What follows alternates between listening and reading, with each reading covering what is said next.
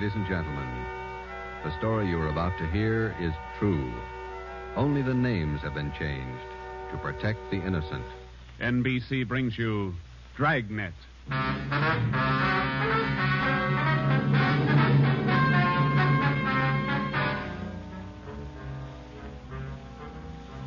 You're a detective sergeant.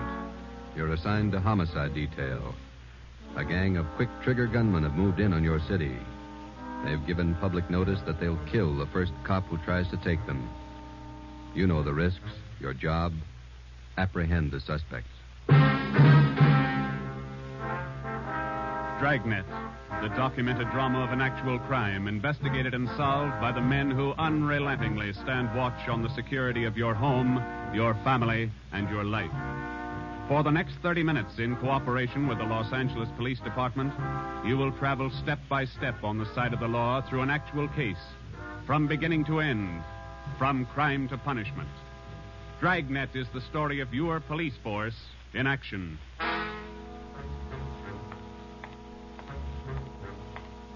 It was Wednesday, April 17th. It was warm in Los Angeles. We were working the night watch out of homicide detail. The boss is Ed Backstrand, chief of detectives. My partner's Ben Romero. My name's Friday. I was on the way back from the record bureau. It was 4 minutes to 6 when I got to room 42. Homicide. Say, Ben, I pulled a package on the Raymond killing. And that proves you can still read, Friday. He said it, Joe. Your pal, Fred Lindsay. Hiya, Fred. What's doing? Busier than you are. We know what we're looking for. Just having a little trouble finding them. That's the way it is with automobiles. They misplace so easy. Not normally, they don't. We got a small-size epidemic on our hands. Well, don't let us keep you, Fred. Just ducked in here for a breath of calm air and to invite you to dinner for the last time. The wife and I are still waiting for the first time. How about it, Joe? Ruth's got a new pressure cooker. Your sister-in-law visiting you again, huh? No, on the level. Not selling a thing. Come on. Who is it this time? My cousin. But she's awfully pretty, Joe. Oh, why do you guys insist on trying to marry me off? Me and Fred went down fighting, but it kind of grows on you after a while. Now, tell me, what is it about a married man? Just can't stand to see one single man left in the world. How about it, Joe? Tomorrow night at 7, okay? Okay, tell Ruth I'll be there. It figures that he's got to run out of kinfolks pretty soon. Fine, we'll be expecting you. Got a stakeout tonight, but tomorrow I'll be clear. Anything big? Nothing definite, Ben. Just to follow up on those stolen cars. See you, men. So long, Lindsay. Joe, you'll like my cousin. Oh, never say die. What a character. You just catnip to women, Joe. Yeah. Well, here's that Raymond package. Let's check those dates that Backstrand wanted, huh? Wednesday, April 17th was just routine. A dinner date I tried to get out of, some paperwork that the chief wanted done, and a hot, sticky day. Too hot to wear a suit of clothes. Sometimes it's like that. A day starts out being routine. By the time it comes of age, it's got a personality all its own. At 10:23 that night, Ben and I were just finishing up the paperwork, and Ed Backstrand opened his office door. Friday, Romero, just got a hotshot call. What you got, Skipper? Hold up and shooting at Hooper and Esperanza, code 3. Code 3, that means red light and siren. It was 10:32 when Ben and I pulled up at the corner of Hooper and Esperanza. It was a bar in the basement of a building on the south side of the street. A radio car was there, and the two officers were holding the crowd back. A man was talking to one of the officers who turned and pointed to us. As Ben and I got out of our car, the man hurried over to us. You're the detectives? That's right, Sergeant Friday. My name's Cummings, R.L. Cummings. I own the bar. This is terrible. There was a gunfight downstairs. Uh-huh, come on. Where's the ambulance? One of the officers in the radio car said we needed the coroner. Did you see the actual shooting? No, I didn't. Here's the fellow that was shot. Oh, where's Jones from the crime lab? Hello, Friday. Romero. Hi, Lee. What do we got here? Pretty bad. Looks like a shotgun. Close range. He really got in the way of it. Ben. Yeah. It's Fred Lindsay. Motor theft. He was on a stakeout, Lee. Tell us about it, Mr. Cummings. You know this fellow, Sergeant? Yeah, we know him. What happened? We had a holdup tonight. 3 men. Yes, go on. Well, business was good, real good. We had a large crowd, and I was happy about that because I've been trying to sell out for a long time now. I've been showing the place to different parties all week long. I had a fellow coming over tonight to take a look at it. What time was that? A little less than an hour ago, about 9:30. I see. Go ahead. It was almost time for this man to show up, so I called Eddie, that's my bartender, and I told him to kind of keep a lookout for the man because I was going back to the office to get the books ready to show. You know how it is when you want to sell a business.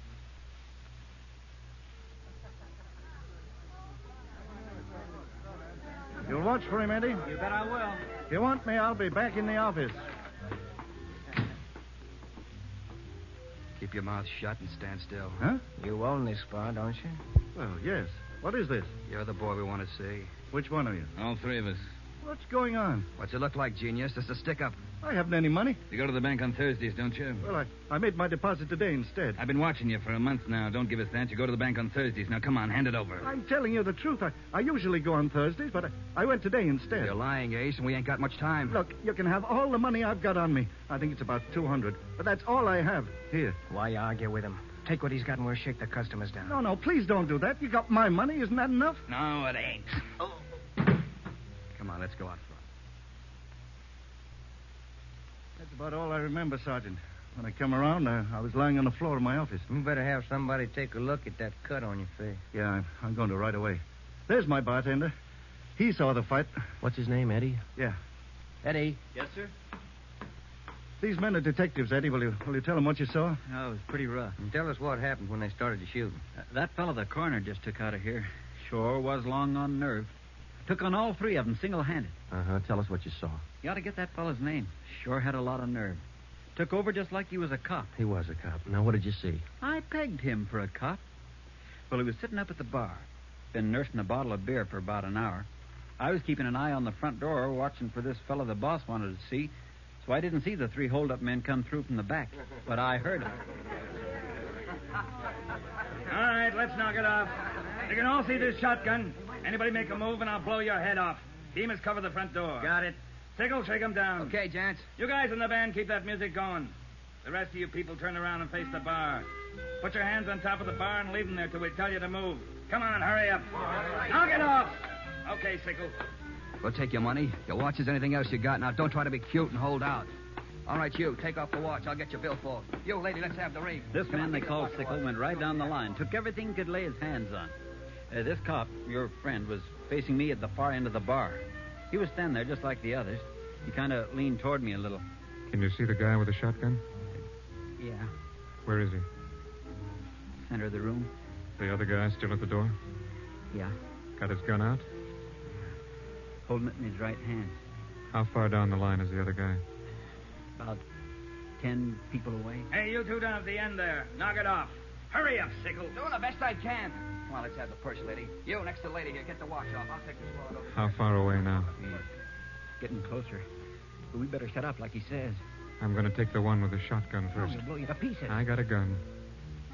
How far away is that guy now? I thought Jans told you to shut up. All right, Sickle, try to move and I'll break your back. Let me go. Go ahead and shoot, Jans. Take away from him, Sickle. All you people at the bar, down on the floor. Okay, you with that shotgun, grab it. Demas, can you get a shot at him? Not without hitting Sickle. Come on, you, I'm waiting. You got us all wrong, boy. We like Sickle, but not that much. The cop was holding Sickle as a shield. When the big guy let go of the shotgun, both the cop and Sickle ducked. The cop didn't get hit. This man Sickle fell over on his face, grabbed at his arm. The man with the shotgun went down on one knee, holding his stomach. The man at the door took a shot at the cop, but he missed.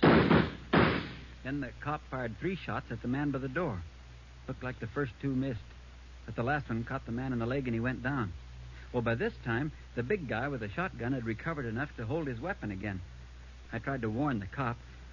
Look out! The guy with the shotgun! I see him. The cop pointed his gun and pulled the trigger, but he was out of shells. Boy, Sergeant, my stomach knotted up when I heard that hammer fall against those empty chambers. The cop threw his gun at the guy with the shotgun and then ran right at him. You know, it was just as if that cop was trying to run right down the barrel of that shotgun. I glanced at the cop on the floor, then I tried to follow the 3 of them as they made their way out of the bar. They jumped into a car out front and drove off. As a kid, I used to watch Bill Hart take on a whole gang in the movies, but this way, right in front of my eyes, Sergeant, he was an awful brave guy. Did you get the license number of their car? No, I didn't. I couldn't see very well. You got a pretty good look at all 3 of the men, though, didn't you? I believe I'd recognize any of them. Thanks, Eddie. What's your last name? Bowers. Eddie Bowers. Got that, Ben? Yeah. You'll be hearing from us, Eddie. We may want you to look at some pictures for us. Glad to help any way I can, Sergeant. I hope you get the men that shot this cop. You're sure going to try, aren't you? Yeah, Eddie. We're sure going to try. The next step was for Ben and I to make a complete report to Chief Ed Backstrand. They got Lindsay, huh? That Fred Lindsay an auto theft? Yeah, that's right. Good cut. You say he wounded 2 out of the 3 in that holdup. Yeah. That means they'll have to have medical attention in a hurry. We'll check all the small hospitals, cover all the drugstores to get a line on anyone who's bought medical supplies in the last hour. Uh-huh. As soon as medical detail notifies Miss Lindsay, I'd like to go over and see her. Smith from the medical detail's out there now. By the time you get back, we may have a flash in the drugstores or hospitals. We'll be back in 30 minutes. Call in when you get out there. Right, Ed. You might carry this with you. Yeah? I'm sick. I'm sick to my stomach about this thing. I want you to get those 2-bit punks. I don't want them to see another sunrise. Got that, haven't you? Yeah, Ed. Let's go, Ben. Chandler? Yes, sir. Put out an APB. Have communications broadcast the descriptions of these suspects every 30 minutes until further notice. Get that to communications right away.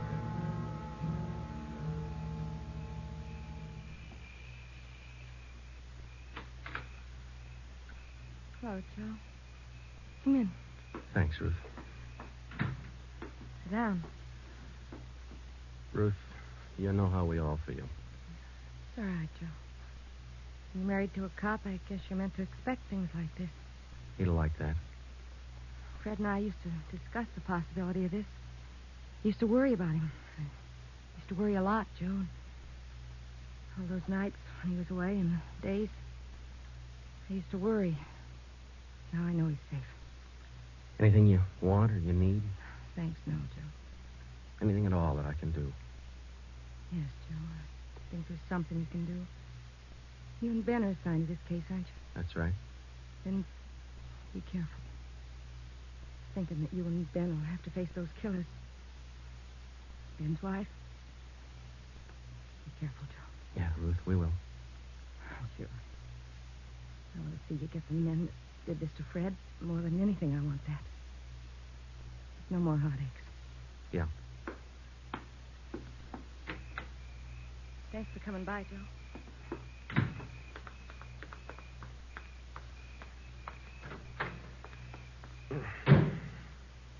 How'd you take it, Joe? Let's go. Joe, how'd she take it? You're married, Ben. You figure it. It was 11:30 when we got back to Central Division. As we walked into the squad room, Backstrand was waiting for us. Friday, we just got our first lead. We've located a druggist who said he sold some medical supplies to a man about 45 minutes ago. There's the address. Pretty close to the scene of the shooting. Hop out and see him right away. The Rex Pharmacy was exactly 14 blocks from the Red Feather Bar where the shooting took place. Rex Pharmacy was like your corner drugstore, complete with apothecary jars and shower curtains. The druggist was the same little man who's been prescribing sulfur and molasses since you were a kid in school. Just about ready to close. What can I do for you, gentlemen? We're from the police department. I've been halfway expecting you fellows. We got a report that you sold some medical supplies to a man about an hour ago. Yes, sir, that's right. It's like I was telling those other officers that were here a while ago. There was something funny about that little fellow. How you mean? Well, for one thing, he came in here sweating quite a bit. Of course, it's a warm night, but he seemed terribly nervous. Anybody with him? No, he was all by himself. What did he buy? Well, it wasn't so much what he bought, but how much. What do you mean? You know how most people buy iodine, a little 10-cent bottle. He bought a couple of pints. Then there was all that gauze and adhesive tape. Bought enough to repair a small army. Cotton, box of swabs. Then he asked me something that made me wonder. What was that? Asked me if I had something to probe with. That's just the way he said it. Something to probe with. I asked him, what do you want to probe for? What'd he say? Said a splinter. I told him a sewing needle would do the trick. He said forget it, and then he paid me and walked out. Uh-huh. Could you describe the man? He's a small man, dark. Like I said, awful nervous. You think you could identify him? Oh, sure I could. If I ever saw him again. Well, did he leave on foot, or was there a car outside? Left in a cab, parked right out in front. Couldn't miss it. Did you happen to take down the license number? Well, no, I didn't. But I did jot down the taxicab number. Would that help? Taking down cab numbers isn't exactly in a druggist's line, but because he had the presence of mind to do that one small thing, we accomplished in 10 minutes what could have well taken as many weeks. Maybe with this small wedge, we could do what Backstrand wanted us to do. Get the killers before another sunrise. Well, it was close to midnight when we stepped into the drugstore phone booth.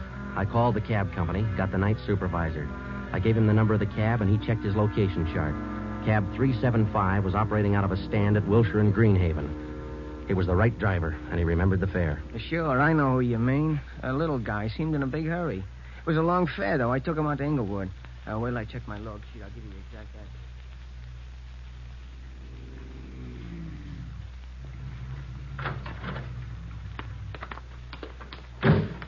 Here it is, Joe. 1523 Imperial. It's the rooming house. Yeah, come on. We'll check with the landlady.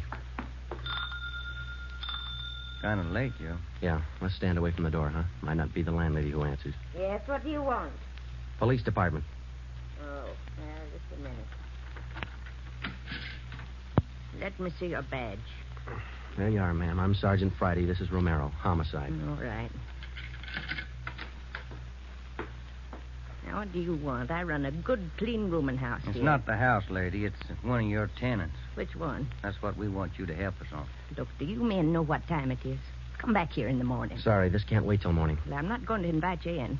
We'll talk right here on the porch and keep your voices down. My tenants work during the day. Whatever you say, ma'am. Now, what is it you want to know? We're looking for a small, dark man. Well, I got 3 here. Could fit that description. No, he came in late tonight, about 45 minutes ago. I wouldn't know about that. I don't spy on my people. This is very important. You'll have to keep your voices down. Sorry. He's dark and he's small. Oh, I didn't just say he was dark. You must mean Mr. Tyndall. What's he done? What's his room number? He's in room 10, but I can't allow you to tramp up and down the stairs. At this hour, you'll wake all my roomers. We'll be as quiet as he wants us to be. Now, what do you mean by that? Is there going to be trouble? I don't know, lady. Where do we find number 10? The end of the hall, last room on the right, and keep your voices down. If you'll just wait in your room, lady, we'll call you for want you. Okay, here we are. Now keep the door clear, Ben. We might have trouble. Think they all in there? We'll know in a minute.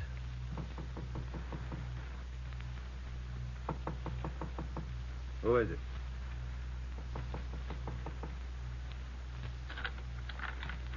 What do you want?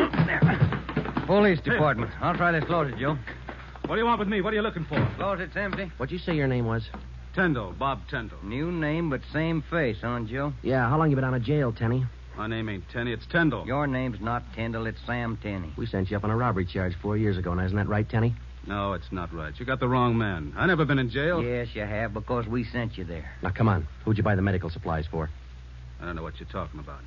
Look, Tenny, it's a hot night and it's late, so let's cut out the smart talk, huh? Who'd you buy those medical supplies for? Tenny, look, you're a two-time loser right now. Who are you shielding? You got nothing on me. I ain't done a thing. We can prove that you bought those supplies tonight, and it can go kind of hard on you. So let's open up. I haven't been out of this room all night long. We got a druggist and a cab driver who will make a liar out of you. I still don't know a thing. That cab driver hauled you home here 45 minutes ago. Where were you? I was out on a date. Is that who you bought the medicine for? Ben, call the druggist and get that cab driver. We'll take Tenny downtown. All right. All I did was buy the bandages and stuff. I got nothing else to do with this. Who'd you buy the stuff for? Now, you know everything else. You figure it. Oh, now, look, punk. We know there were 3 of them. One of them killed a cop. We're going to get to him, and Tenny, you're not going to stand in our way. He killed somebody. He didn't tell me that. Who didn't tell you? I don't want any part of murder. I'm going to tell you who it was, but I'm clean. I got nothing to do with it. I was trying to help him out of a jam. Who were you trying to help? It was Roy Bemis, Charlie Sickle, and Red Jans. They didn't tell me nothing about murder. Well, why'd you help? They offered me a pretty good piece of change to run an errand for them. You know I got paid for. That's all I had to do with it. Where did you deliver those medical supplies? I have to tell you that. I'm afraid of Jans. He's awful free with that shotgun. We'll give you protection. Now, where are they? Can I go to jail till you get them? You'll get protection. Give us the address. It's an apartment house. Just around the corner from here. The Blue Eagle. We took Sam Tenney down to Central Division with us. On the way downtown, he told us that Red Jantz and the other 2 had their room at the Blue Eagle barricaded. Tenney said that they told him that they'd kill the first cop who tried to take them. Well, we knew they were wounded. He told us that Sickle had an arm wound, Bemis got it in the leg, and Jantz had a slug in his side. We figured they'd be weak from the loss of blood, and we could take them easy. You'll never take those guys easy. Sure, they lost a little blood, but they had enough fight left to stack that room. And they got enough left to kill you if you try to take them. On the way to headquarters, we stopped at an all-night drive-in and called Ed Backstrand. We told him we had a radio car watching the Blue Eagle. We gave him the whole story and told him we were on our way in. By the time we checked into homicide, Ed had the plan all mapped out. It was 2:25 a.m. Here's the map from the city engineers. It's one city block bounded on the north by Hawthorne Street, on the south Lawndale Avenue, on the east 16th Street, and to the west 17th. The Blue Eagle apartment house is right here on 16th and Hawthorne. West of the Blue Eagle is a private residence. South of the Blue Eagle on 16th is a vacant lot. There are 12 apartments in the building. The men we want are on the second floor, number 11. And that apartment faces east on 16th. How do you want to handle it, Ed? Now, Baker and Moorheim will evacuate the private residence. Friday, you and Romero clean out the apartment building. Right, Skipper. All traffic is being diverted. The entire block is completely isolated. We'll throw up a cordon. As soon as we clear the residence, nobody goes in, nobody goes out. Will you brief us again when we get there, Ed? I'll give you all the briefing you need right now. Get this.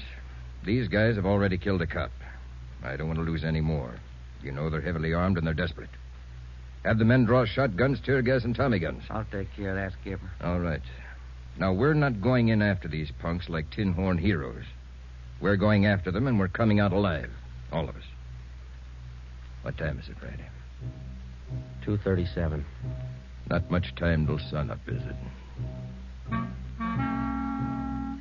It was a code 2. That means red light and move fast. Backstrand figured we needed 6 squad cars, 4 men to a car, the police public address truck, ambulance, and floodlights. Ben checked out the weapons to the men, and by 2:46, we pulled out of the Central Division garage. We slid into the area at 3:20 a.m. The 6 squad cars and the public address truck took up their positions. The floodlights were rigged and ready to turn on at Backstrand's command. The machinery was set to roll as soon as we got the neighborhood cleared. Ben and I evacuated the Blue Eagle apartment house. How many does that make, Joe? Well, we've cleared 9. 2 to go. Here's apartment 10. The killers are right next door. Joe, I'd like to kick that door in right now. Take your time, Ben. We'll get to him. Quiet now.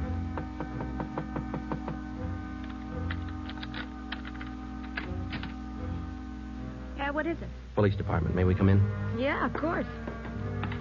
What's the trouble? No trouble. We're evacuating the building. Now, we'll have to ask you to leave by the back door. We'll notify you when to return. Please leave quietly and lock your door. What's going on? No time to explain. Thank you very much for your cooperation. Okay, now, we'll skip 11 and go to 12. Yeah.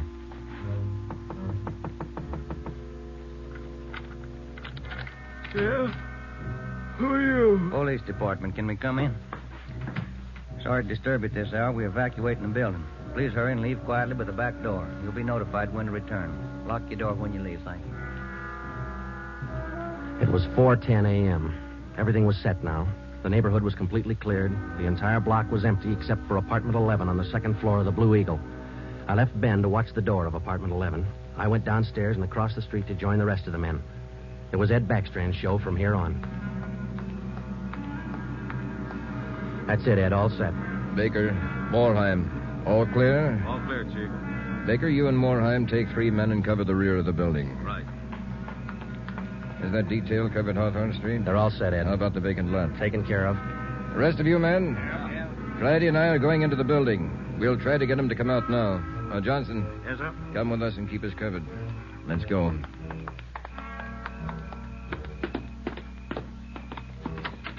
Apartment 11's up at the head of the stairs, Ed. Right. Any action, Romero? Not a thing, Skipper. Keep down, all of you. I'll try to get him out. Gents, Demas, Sickle, you're all alone. The building's clear. Come on out with your hands behind your head.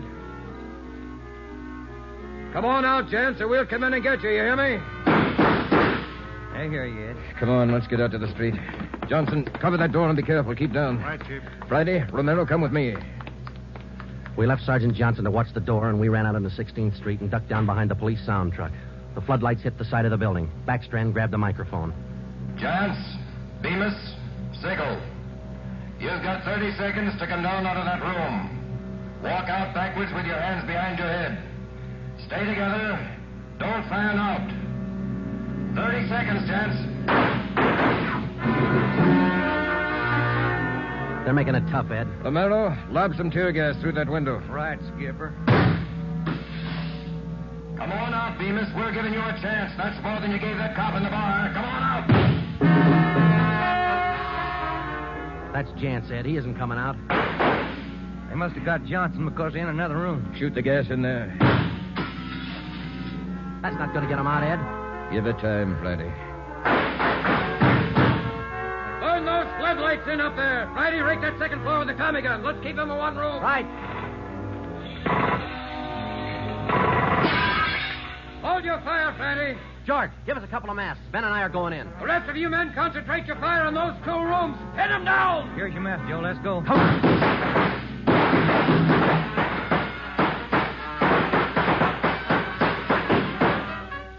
Put that mask on, Ben, and keep down. Yeah, wait a minute.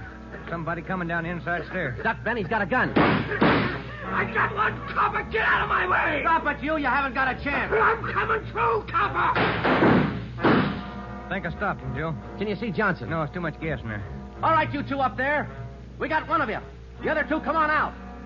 Joe, think we got him? I don't know. Can you see Johnson? No, Joe. It's still too thick in there. I'm going in, Ben. Cover me. Come on. We know there are 2 of you up there. Just one, copper. Throw your gun down the stairs ahead of you. Hurry up. Shotgun, Joe. Jance. I see him. I'll take him at the foot of the stairs. All right, I got my hands up. I found Johnson, Ben. All right, Jance, outside. Come on. Move. Put the handcuffs on him, Ben. I'll cover you. How's Johnson? I don't know. Ed, get the ambulance crew over here. Jance, who's this other guy we got? Bemis. How about Sickle? I said just one, didn't I, copper? Never mind the smart talk, Jance. Now just answer the question, huh? Sickle wanted out of it a long time ago, so I let him out. He's upstairs. I let him out the back way. Mean you shot him? He wanted out, didn't he? All right. We'll take him in. Johnson's in the ambulance.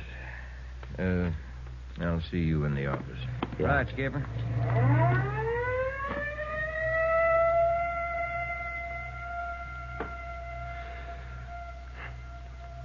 How about a smoke, huh? Yeah. Here you go. Backstrand said he didn't want those men to see another sunrise. Yeah. 5 minutes to 5, Joe. Sun ought to be up. Yeah. But look, Ben. It's cloudy. Guess we'll never know, huh?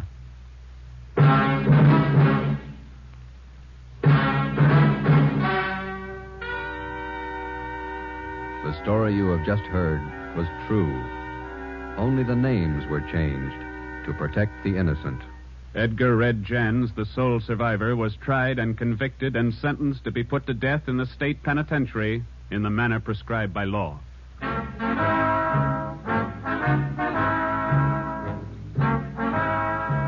You have just heard the 4th in a new series of authentic cases from official files. Technical advice for Dragnet comes from the office of C.B. Horrell, Chief of Police, Los Angeles Police Department. Tonight's program is dedicated to radio car patrolman Forrest E. Sawyer of the Denver, Colorado Police Department, who on the evening of March 8, 1937, gave his life so that yours might be more secure.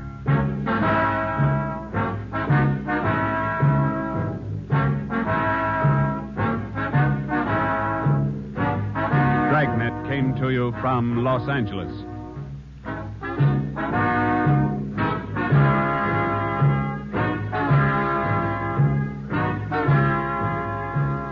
This is NBC, the national broadcasting company.